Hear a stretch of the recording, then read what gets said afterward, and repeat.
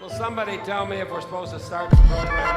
Freeman hits the ball. Right field. Into right field. She is done.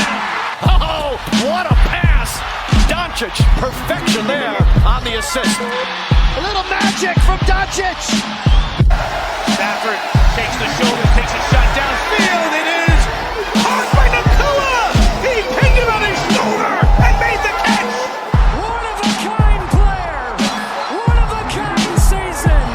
Shohei Ohtani starts the 50-50 club.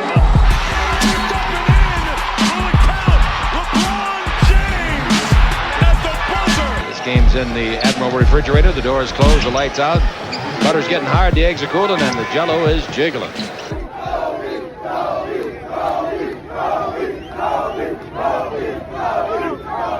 What is up, everybody, and welcome to the LA Sports Roundup podcast. We are recording live on a Wednesday. Today's Wednesday. Today is September 24th, 2025. My name is Mike Andrade. Welcome, everybody. And we have a special guest. Well, is he really a special guest? Because he's a part of Lace 'em Up Sports. You can hear him on Wrestling with Ryan every week when we talk about pro wrestling. But today he's going to join us again, and we're going to talk a little LA sports. We're going to talk a little Rams. We're going to talk the Rams collapse against the Eagles. We're going to talk the Chargers being 3-0, and we're going to talk about, are the Dodgers ready for the postseason? But Ryan Hernandez, how are you? I'm good, Mike. I'm back in town, for a week. Exactly. How's school been? It's been good, busy, but been good. Passing all my classes so far. There you go. As some of you know, Ryan goes to San Diego State University. Yeah, and we're coming off a big win ourselves. We just had a big win against Cal Berkeley, 34-0. Ooh, very nice.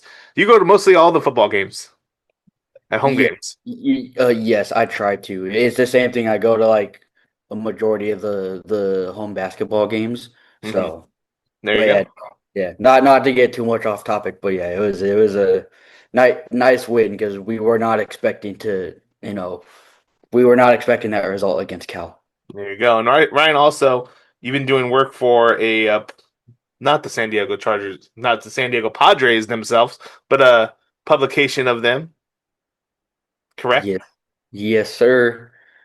Mhm. Yeah, it's called the blog page. It's called Padres Mission. Boo. I've had some stories published. I'm not working on anything at the moment, but we'll see because I know the postseason's coming up, and the Padres did just clinch a postseason spot. So Boo. Boo. we'll They see where suck. So we'll see where that's headed. And then I did apply for a summer internship with the Padres, so we'll see what happens there. Boo! No, not boo for you. I hope you get it. I really hope you do get it because you deserve to get everything you want in life, Ryan. But as far as the Padres go, I think the Dodgers are only a game and a half above them right now in the standings for the NL West. But Yeah, so it's still a close race. It's looking like it could come down to these last couple games of the year. So exactly. But before we get to baseball, let's talk a little Rams and Chargers. The Rams are up. What were they up, like 26-9? 26-7. 26-7 in the third quarter to start the third quarter, and we're thinking, hey, look at this. This is going to be a stomping right here. This is going to be a murder, right? This is going to be a blowout. Champs too. Mm-hmm. Although Matthew Stafford wasn't really having a great game, the run game was excellent. Kyron Williams was performing. The run game was on point. Yeah. And then Devontae Adams had a good game, especially in the first half when he caught receiving touchdown. And we're thinking, look at the Rams are going to come in here and fill it. Yeah. Yeah, Devontae Adams' second straight game with the touchdown. Right.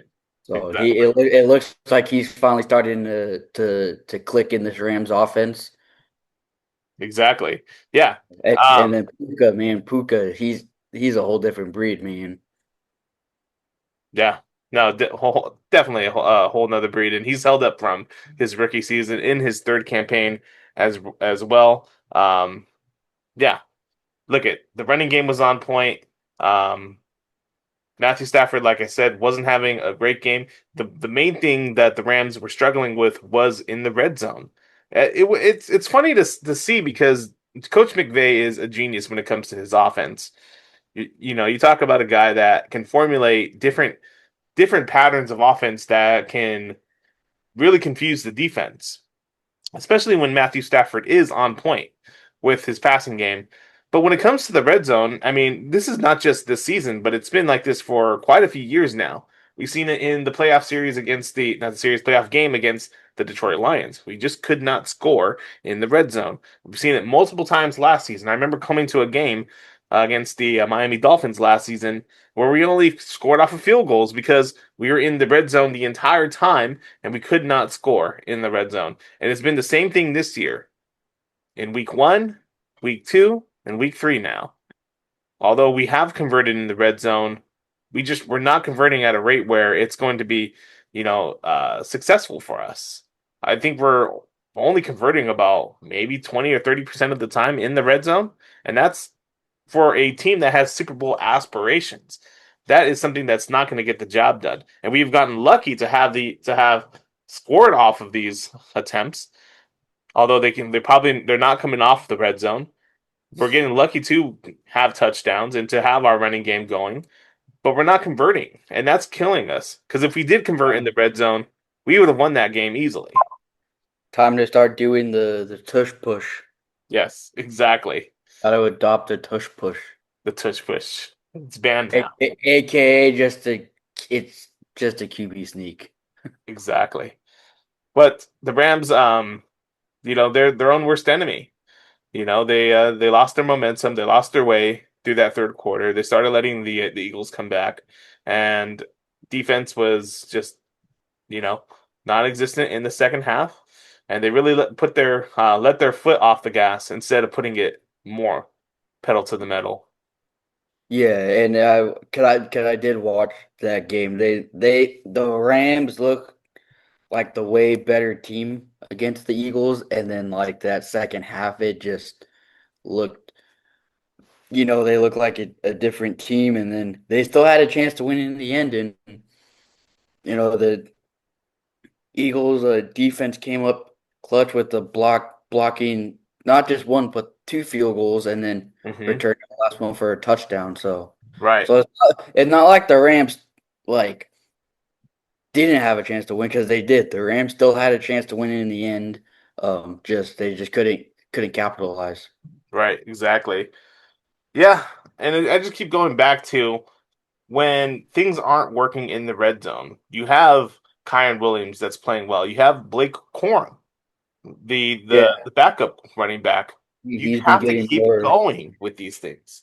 You Yeah, really, yeah, yeah. Sorry, I didn't mean to cut you off, but very good. like, because I noticed when I was watching the game, I was hearing them saying that they're doing it like, because they gave Kyron Williams an extension, but they're also trying to preserve his legs so that he's not getting like all the carries anymore, and they're utilizing Blake Corum more, which I think is good, because you want to utilize Right. the running backs. And Blake Corum, he's a great running back. He was And great he's at emerging. at Yeah, Michigan. Yeah, and so I think, not that he's going to be like, oh, like the future, but it's like, you keep giving him opportunities, and like as long as he takes advantage of them, he's gonna produce for the Rams. And I think he's already looking like, he's going to be somebody who can help the Rams win football games. exactly. Especially when you can have two running backs that can just keep coming in and out like that. Defenses are going to have a hard time preparing for that. Yeah, because you always need a good 1-2 punch. Exactly. And the thing that killed the Rams too, having two blocked field goals. You know, I was listening to another podcast where they're talking about the cadence of the Rams field goals, and it seems like teams are kind of just expecting it. And NFL teams are so, obviously these guys are in the NFL for a reason. They're the elite of the elite. So if they can have an advantage off the snap count, they're gonna get there. They're gonna get there in milliseconds. They're going to get there as fast as you say hut.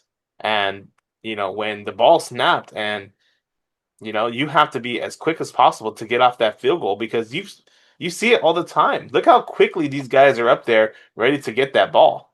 It doesn't take them very long at all. And all they got to do is just get a finger on the ball. That's That's it. it. That's it. They don't have to, obviously they don't have to hit anybody. They don't have to extend themselves very far.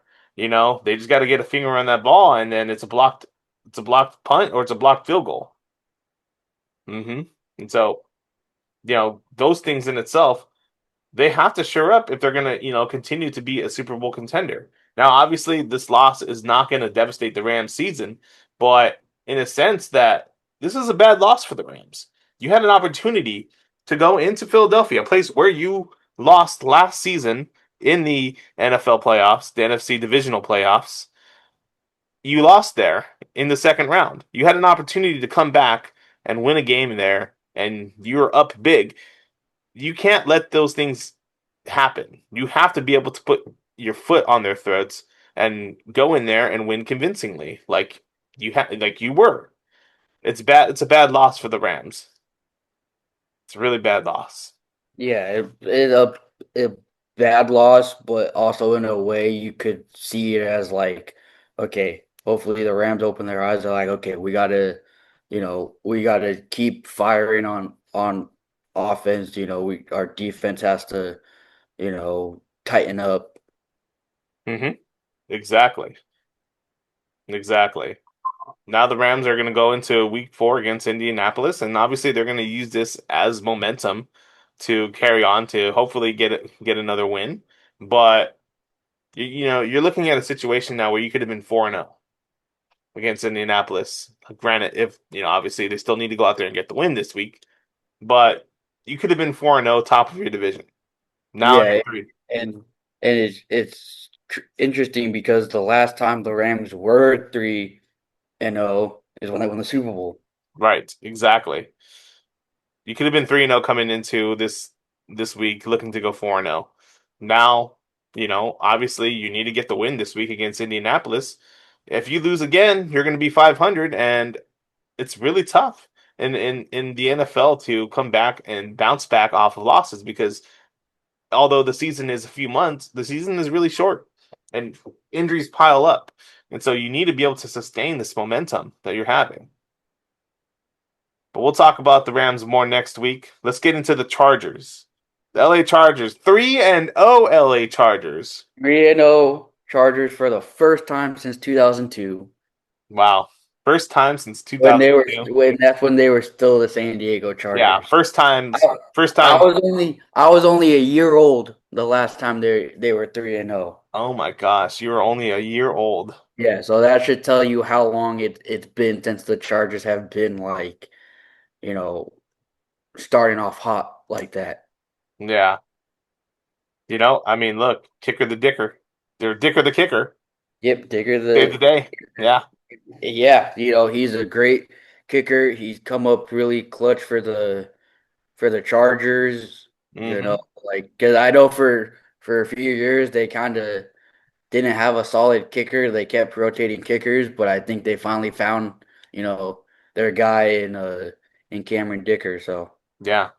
It says here the Chargers had a total combined of 376 yards, which is really going to get the job done. When you can go almost 400 yards in a game, total combined yards, you're getting the job done.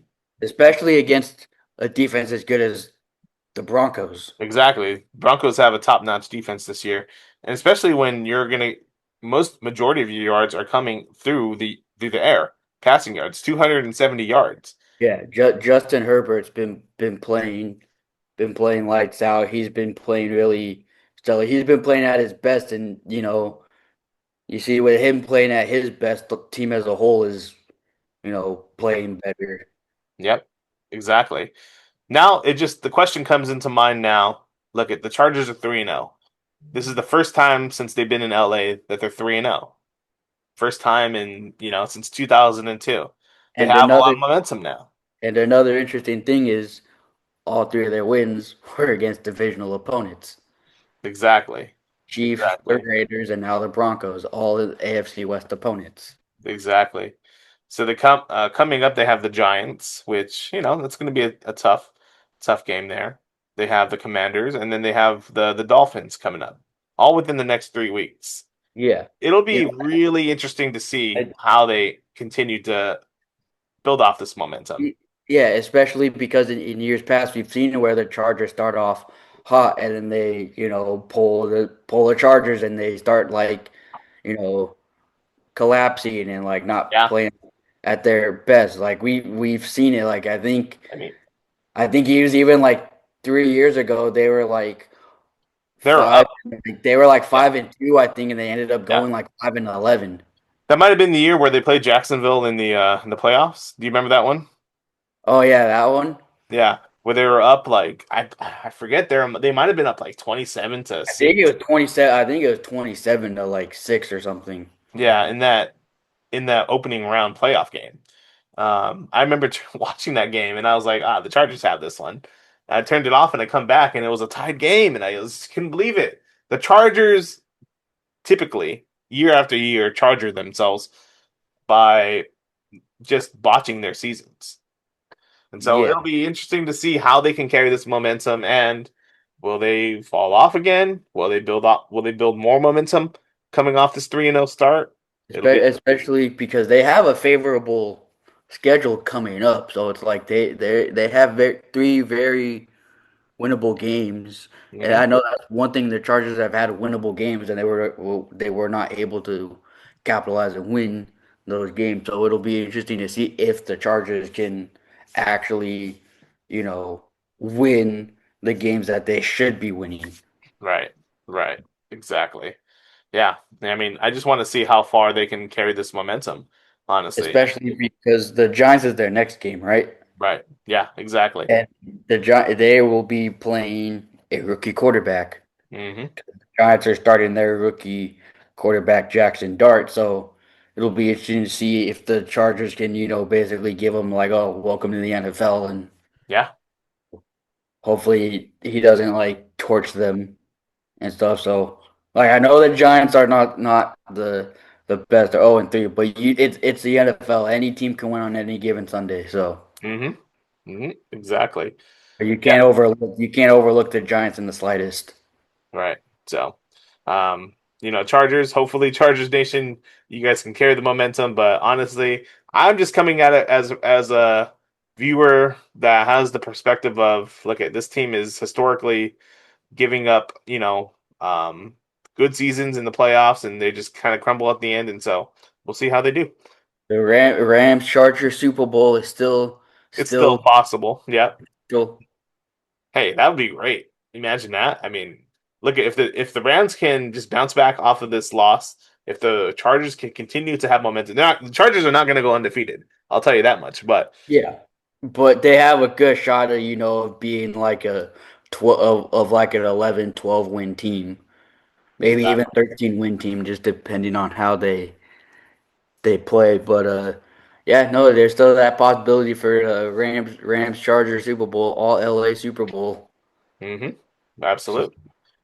But carrying on now, let's go into baseball now. The LA Dodgers. Are the Dodgers ready for the postseason? Ryan says, nah, nah, like Nana, LA Knight. Nana.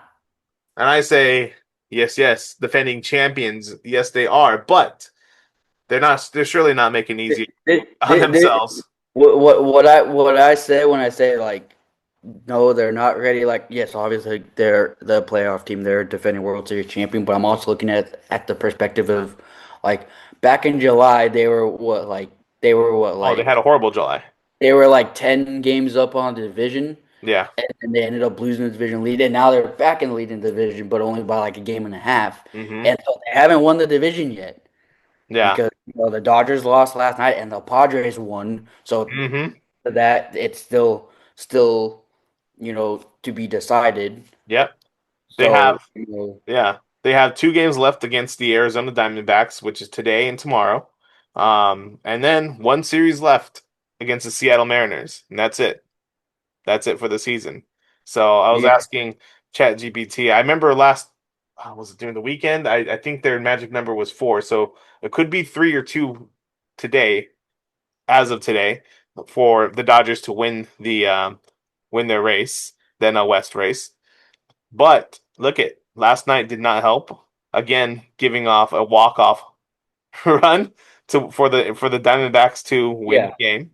Yeah, so I'm looking as a not likely scenario, but you have the potential. It's like because they have this game and then they have what two, and then is it a 3 game series or 4 game series against the Mariners? That's a 3 game series.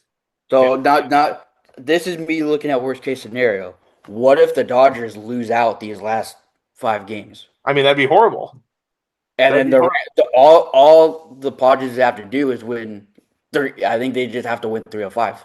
Exactly. So either they're going to play the Cubs or they're going to play the Mets. So I think if, let's say, worst case scenario, I think if the Dodgers were to lose out all those games, I think they play the Cubs. Yes, because they would drop to the wild card. Mm-hmm. Mm-hmm. I think Because well, that, either way they, because that means yeah, there's the potential that the Padres win the division. right. Exactly. And then if they win their division, I think they play the Mets. Yeah, yeah.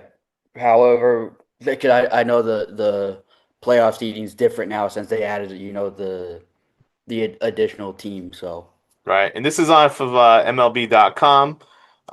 So let's see. In the NL West, you would have the Mets and the Dodgers currently right now in the wild card, and then you would have the Padres and the Cubs in the wild card as well. First place would be the Brewers, and second place would be the Phillies. And so whoever would win off of the wild card would play either the Phillies or they would play the Brewers. And so look at the Dodgers. They lost against the Phillies last week in a series that was, I mean, it you could look at it as playoff implications, certainly. And so they lost that series last week. And either way, I think, I mean, yeah, could you play the Brewers and feel safe about that? Sure. You could feel safe about playing the Brewers, but it's baseball. Anything can happen in the postseason in baseball. Teams get hot. It doesn't matter if the teams are ass in the beginning of the season. It doesn't matter if they're ass in August, in July, October comes, and if they make it into the playoffs, that's it. It doesn't matter. You have to be able to be playing at your best come October. And the yeah, Dodgers are not playing their best. because October it's a whole new season. Right. It's a whole new season. So like, yeah, you can look at your regular season, but you're also coming into it like, okay, it's a brand new season. Right. Right. Exactly. And anything can happen. It's just especially in the wild card when you're talking about a 3 game series. Thank God it's longer the days of this being a 1 game series. Now it's a Yeah, 3 game series. But yeah. Because before it's a winner take all, and you have the potential of like the Dodgers having like one of the best records in baseball to possibly being a one and done. yeah, I mean, but let's look what happened 2 years ago. Was it 2 years ago against the Padres, or 3 years ago, whichever the case it was? The They Dodgers came yeah, in, they had oh, momentum, and they lost against the Padres, and that was a horrible, horrible loss for the Dodgers. yeah, and I think that was the first year of the new playoff Hmm. seeding Yep. because that's when the Padres like just barely made it as the wild card, Yeah. and they Yeah. ended up winning that series. I think like 3-1. Hmm. Exactly. So anything can happen. Just because the Dodgers are defending world champions, it doesn't mean anything right now. You have to go in and prove it again. That's the beautiful thing about baseball. You have to continuously prove it. Why do you think there hasn't really been a back-to-back champion in baseball forever? Yeah, I can't think of any. I mean, yeah, you had the Astros that have won maybe 3 times out of the last 10 years or whatever. yeah, but they cheated to win Yeah, of them. So Trastros. the 2017 one shouldn't have counted. But the Exactly. commissioner's too much of a he's not man enough to actually punish him. Exactly. Well, that's another topic for another day. Dodgers, though, this, obviously we're talking about right now. Look, they got to take care of business. Yeah. The one thing you can say is like they still are in the playoffs, so that there's no doubt about Oh, that. they They're already still locked themselves into yeah, the they, playoffs. they It's just already a matter got of seeding themselves now. locked into the playoffs. Yeah, it just depends on if are they going to be a wild card team or are they going to be a division winner Hmm. Yeah. because that is still up in the air. You know what's not up in the air is Spirit Halloween is coming to Angel Stadium. I'm j- Monster trucks. Get ready for monster trucks at Angel Stadium because they're not using that for baseball in October. The Yeah, yearly the yearly monster trucks and Spirit Halloween at Angel Stadium come October. yeah, it's all right. I'm just rubbing it in because Ryan is an Angels fan. It's okay. It's okay. But yeah, Dodgers. I mean, look, they have an opportunity to go back to back, but it's coming down to the nit and gritty now. Like there is no margin for error. You have to And get and, to win and, out. and this isn't just the Dodgers. This is for just any teams that win championships in general. They have a Exactly. target in their back. Everybody wants to Every beat game. the Dodgers. Exactly. Especially because Because we have Otani. Especially because we have Mookie Betts, Freeman. yeah, it's these teams want to prove, be like, okay, yeah, you guys won the World Series, but you guys aren't, you know, always what you think you are. Mm-hmm. You know, Exactly. it could be one of those things where you could have a wild card team that just barely made the postseason, eliminating the defending World Series champion from the postseason. Right. Absolutely. Absolutely. But yeah, that's going to conclude today's podcast. I know some short topics here, but some good ones. None of the Rams choking and the Chargers being 3-0 and the Dodgers getting ready for the postseason. Some good ones. But next week, I'm looking forward to the podcast because it's my favorite time of the year. You know what time of the year is, Ryan? The Lakers It's basketball Lakers season! was it preseason start? Preseason starts next Friday against the Is it Suns. Warriors? Oh, I I think thought they it's were playing. Suns. I'm going to be at the game in Palm Springs, and but before that, we're going to record a podcast. I'm going to be previewing the roster. We're going to be kind of go over the summer moves from the Lakers. But I'm going to go player by player into the roster and have a little expectation list of what I expect from these guys going into the season for the Lakers. So next week.